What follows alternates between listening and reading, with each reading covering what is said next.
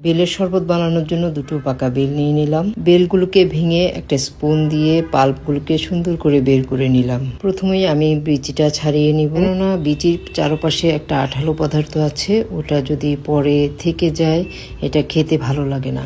এবার পাল্পগুলোকে একটু পানি দিয়ে ভালো করে কষলে নিয়েছি।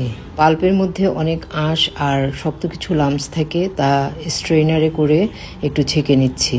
ভিটামিন সি যুক্ত এই বেলের কিন্তু অনেক হেলথ বেনিফিট আছে। আমাদের ডাইজেস্ট সিস্টেম টক্সিন বের করে রক্ত পরিষ্কার করা ছাড়াও নানাবিধ উপকারে আসে। এর মধ্যে আমি সবগুলো পাল্প সুন্দর করে স্ট্রেনারে ছেঁকে নিলাম। বেলের শরবত আমি বেশ কয়েকভাবে বানিয়ে থাকি। আজকে বেলের শরবতটা লেবু দিয়েই তৈরি করব। আর সেজন্যই স্মুথ এই পাল্পটার মধ্যে আমি প্রথমে বেশ কিছু ঠান্ডা পানি ঢেলে নিচ্ছি। বেশ কিছু বরফ কুচিও দিয়ে দিলাম, কেননা শরবত আসলে ঠান্ডা খেতেই ভালো লাগে। এবার পরিমাণ মতো চিনি দিয়ে সুন্দর করে নেড়ে নেব।